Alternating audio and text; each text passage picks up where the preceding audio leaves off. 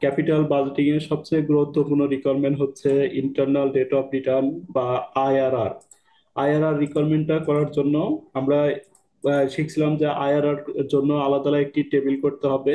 এই টেবিলে কলাম হবে হচ্ছে 6টি।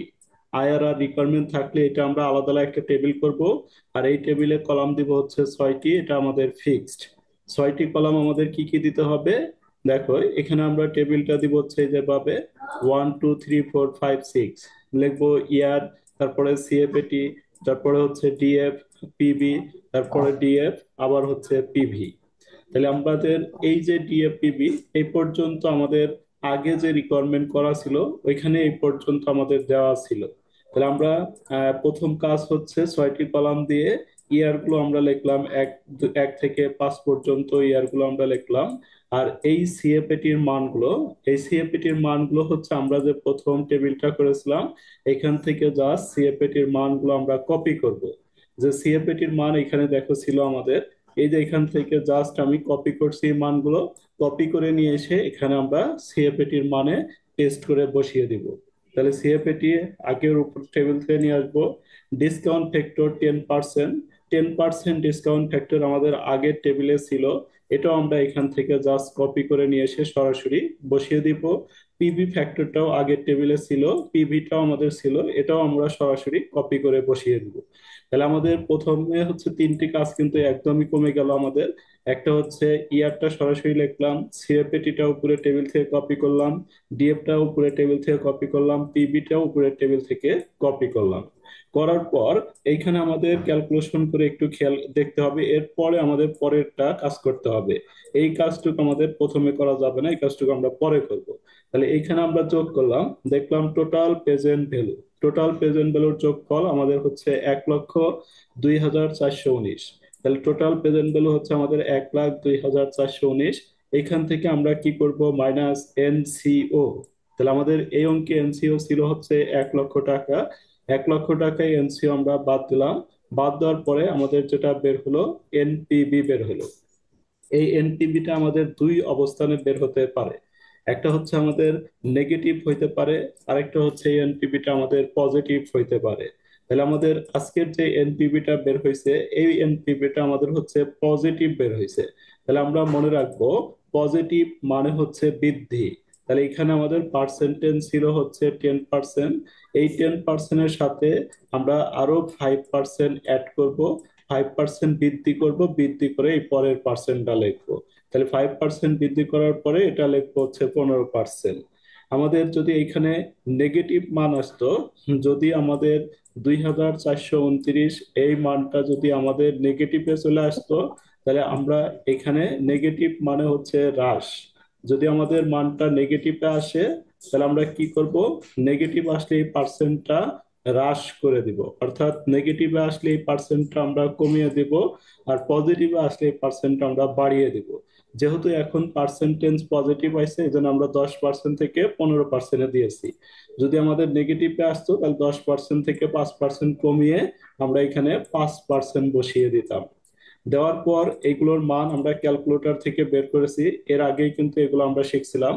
কিভাবে শিখছিলাম, 15%-এর মান আমরা যখন এই 10%-এর মান শিখছিলাম তখন কিন্তু এটা শিখিয়ে দিয়েছি 10% কিভাবে বের করতে হয়। অর্থাৎ যে কোনো পার্সেন্টই আমরা ক্যালকুলেটরের সাহায্যে বের করতে পারবো, এটা আমরা আগেই শিখিয়েছি। তাহলে আমরা আবার বলে দিচ্ছি, দেখেন প্রথমে হচ্ছে আমাদের থাকবে 100, তারপরে হবে আমাদের নিচে হবে কত, 115। 100 ভাগ 115, তাহলে আমাদের আসবে হচ্ছে 0.0869। 869 দিয়ে আরো সামথিং মান আসে, তাহলে 869 দিয়ে সামথিং মান আসে, এখানে আমি এক যোগ করে 70 দিয়েছি। এরপরে সেকেন্ড বছরে যেটা করব, এখানে যেটা বসিয়ে এখানে যেটা বসাচ্ছি আমরা এটাই নিয়ে এর সাথে গুণন করে দিব আমরা। তাহলে কি করব, এই 0.870 এটা গুণন দিলে পরের মানটা আমাদের এটা চলে আসবে। এরপরে যত মান প্রয়োজন হবে আমরা খালি জাস্ট একটা করে সমান সমান চাপ দিব। একটা সমান সমান চাপ দিলে এটা আসবে, আর একটা সমান সমান চাপ দিলে এটা আসবে, আর একটা সমান সমান চাপ দিলে এটা আসবে। তারপরে এই যে এটা, এই মানগুলো আমরা সিএফএটির সাথে গুণন করব। এই সিএফএটির সাথে গুণন করার পরে আমাদের বের হবে হচ্ছে পিভিটা। পিবিটা বের হওয়ার পর এই পিবিটা যোগ করলাম, যোগ করলে আমাদের টোটাল পিবি হবে এটা। এখান থেকে এনসিওটা বাদ দিলাম, বাদ দিলে আমাদের এনপিবি আসবে। তাহলে এনপিবি আসবে নেগেটিভ। আইআরআর করার জন্য আমাদের দুইটি মান প্রয়োজন, একটি এনপিবি পজিটিভ আর একটা এনপিবি হচ্ছে আমাদের নেগেটিভ। তাহলে এই পর্যন্ত আশা করি আমাদের কোনো প্রবলেম নেই। দেখেন এ পর্যন্তর ভিতরে কারো কোনো প্রবলেম আছে বলতে পারেন, এটুকের মধ্যে কারো কোনো প্রবলেম আছে কিনা দ্রুত বলেন। না স্যার। কারোর প্রবলেম না থাকলে আমি নেক্সটে যাব। তাহলে নাই স্যার, প্রবলেম নেই। আইআরআর করার জন্য এইটুকু আমরা টেবিল কমপ্লিট করলাম। এরপরে যে আমাদের কাজটা, এরপরে হচ্ছে আইআরআর এর সূত্রটা আমাদের অ্যাপ্লাই করতে হবে। তাহলে আইআরআর এর সূত্রটা হচ্ছে আমাদের আমাদের রিকোয়ারমেন্ট হচ্ছে আইআরআর রিকোয়ারমেন্ট কত ছিল আমাদের অঙ্কটা। আইআরআর হচ্ছে আমাদের যে অঙ্কটা আমরা করতেছি এটা হচ্ছে আমাদের 10 নম্বর রিকোয়ারমেন্ট। তাহলে 10 নম্বর রিকোয়ারমেন্টে আমাদের এখানে 10 নম্বর রিকোয়ারমেন্ট দিয়ে দিব, determination of internal rate of return. Internal rate of return IRR. তাহলে এখানে আমরা সূত্রটা আগে বসাবো। উই নো আইআরআর, সূত্রটা লিখলাম A plus C, C minus D, তারপরে বি মাইনাস এ। তারপর আমরা সাইটে হেয়ার লিখবো এভাবে, এ সমান lower discount rate, lower discount rate ব্র্যাকেটের মধ্যে লিখে দিব এ। তাহলে আমাদের ডিসকাউন্ট রেট, আমরা কয়টি ডিসকাউন্ট রেট বের করেছি বলেন তো। এখানে আমাদের ডিসকাউন্ট রেট আমরা দেখতে পাচ্ছি যে একটা হচ্ছে আমাদের 10% ডিসকাউন্ট রেট, আর একটা হচ্ছে আমাদের ডিসকাউন্ট রেট হচ্ছে আমাদের 15%। তাহলে আমাদের এখানে এসে এর মান বলছে এর সমান lower discount rate. Lower discount rate মানে বাট্টার হার যেটা ছোট হবে এটা। তাহলে আমাদের 10% ছোট নাকি 15% ছোট? তাহলে আমাদের দুইটার মধ্যে ছোট হচ্ছে ভাই 10%। তাহলে আমরা পার্সেন্ট। লড ডিসকাউন্ট রেট বসাবো 10%। বি সমান সমান higher discount rate, higher discount রেটটা আমরা টেন বসিয়ে দিব পার্সেন্ট। হচ্ছে, হায়ার ডিসকাউন্ট রেট বসাবো হচ্ছে 15%। সি সমান এনপিবি অফ পজিটিভ। তাহলে পজিটিভ মান আমাদের আসছে হচ্ছে 2429। 529। 2429 আমরা বসাবো। ডিস, তারপরে আমাদের এটা হচ্ছে NP NPB of higher discount rate. NPB of higher discount rate হচ্ছে এটা হচ্ছে আমাদের সির মান। তাহলে সি সমান সমান আমরা বসিয়ে দিব পজিটিভটা। আর NPV of lower discount rate, lower discount rate যে এনপিবি যেটা আসবে এইটা হচ্ছে আমাদের লড এনপিবি হায়ার ডিসকাউন্ট দিয়ে যেটা আসবে এটা হচ্ছে আমাদের সির মান।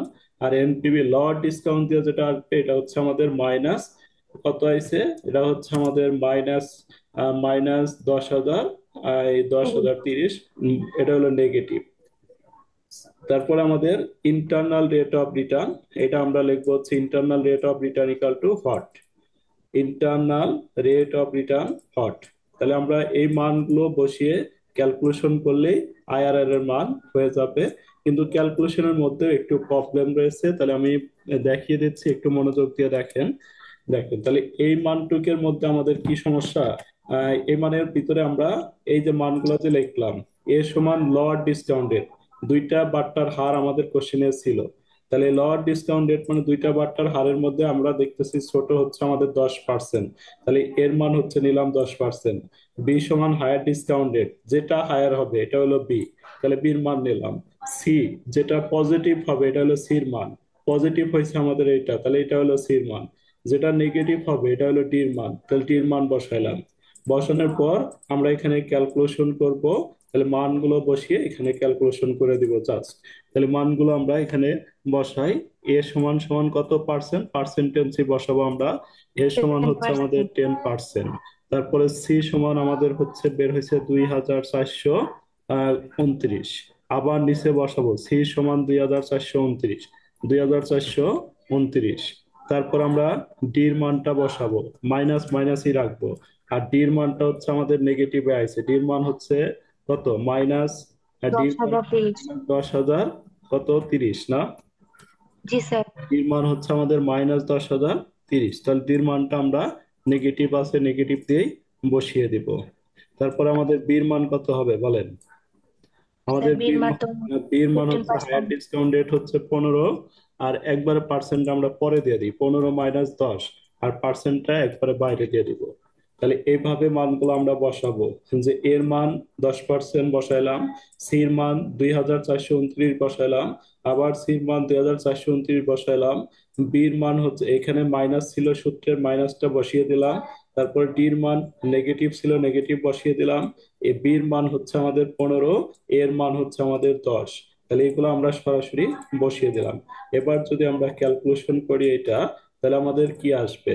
এবার আমরা এটা ক্যালকুলেশন করব। সবাই একটু ক্যালকুলেশনটা করে নেবেন। যদি কারো সমস্যা হয় তাহলে হেল্প নেবেন। তাহলে ক্যালকুলেশনটা হচ্ছে আমাদের কিভাবে হবে আমি দেখিয়ে দিচ্ছি, দেখেন। প্রথমে এই যে 10% যা আছে তাই থাকবে, আর নিচেরটা হচ্ছে বাই মাইনাস মাইনাসে কি হয়ে যাবে বলেন? প্লাস। তাহলে মাইনাস মাইনাসে প্লাস দিব, প্লাস কত? 10,030 না? দশ জি হাজার স্যার। আর এইখান থেকে যদি আমরা বিয়োগ করি 15% থেকে আমরা কি করে দিব? 15% থেকে আমরা হচ্ছে 10% বিয়োগ করে দিব। তাহলে 15% থেকে 10% বাদ দিলে আমাদের থাকবে হচ্ছে 5%। এরপর 5%। এরপরে আমাদের কাজ কি? নিচেরটা জাস্ট নিচেরটা শুধু যোগ করা। নিচেরটা যোগ করেন তো, দেখেন কত আসে। নিচের মানটা যদি আমরা যোগ করি, বারো হাজার বারো চারশো হাজার উনষাট চারশো উনষাট তাহলে আমাদের উপরের সবকিছু ঠিক থাকবে, শুধু আমরা নিচেরটা যোগ করে দিলাম। কত হলো? 12,000 12,459। 459। এরপরের কাজটা হচ্ছে আমাদের গুরুত্বপূর্ণ, সবাই একটু মনোযোগ দিব। এই 10% 10% দেখলাম, তারপরে প্লাস প্লাস দেখলাম। এরপরে আমরা যে কাজটা করব, এই যে এখানে আমাদের রয়েছে 2,000 কত 429, তাহলে 2,429 গুণন হচ্ছে আমাদের কত? এখানে সবাই ভুলটা করে থাকে। 2,429 ভাগ হচ্ছে 12,559, আর গুণন হচ্ছে 5%। তাহলে অনেকে কিভাবে ক্যালকুলেশন করে দেখেন, এইটাকে এটা দ্বারা ভাগ করবে, ভাগ করার পরে 5% ধরবে, ফাইভ জি পার্সেন্ট ধরা যাবে না। তাহলে এটাকে এটা দ্বারা না, ভাগ বারো করতে হাজার হবে, চারশো ভাগ করার পরে উনষাটের যেটা উপরে হবে তাকে 5%। একটু ওয়েট কর, আমি বলে দিচ্ছি। তাহলে এইটাকে এটা দ্বারা ভাগ করতে হবে, ভাগ করার পর যে ফলাফল আসবে তাকে শুধু 5 দিয়ে গুণন করতে হবে, 5% ধরা যাবে না। এই পার্সেন্টটা রেখে দিতে হবে, পার্সেন্টটা কাটলে ভুল হয়ে যাবে। তাহলে আমরা ক্যালকুলেশন করবো এভাবে, 2,429 ভাগ 12,459 গুণন হচ্ছে 5। দেখেন কত হয় সেটা, তাহলে 0.97। কত আসে? 0.97। 0.97। তাহলে 0.97। তাহলে আমরা যদি এখন যোগ দিয়ে দিই, তাহলে আমাদের আইআরআর পেয়ে গেল। দেখেন আইআরআর নিয়ে এখন আমাদের কোনো প্রবলেম থাকলো কিনা বলেন? 0.97 আইআরআর এখন কি করা যাবে? জি স্যার।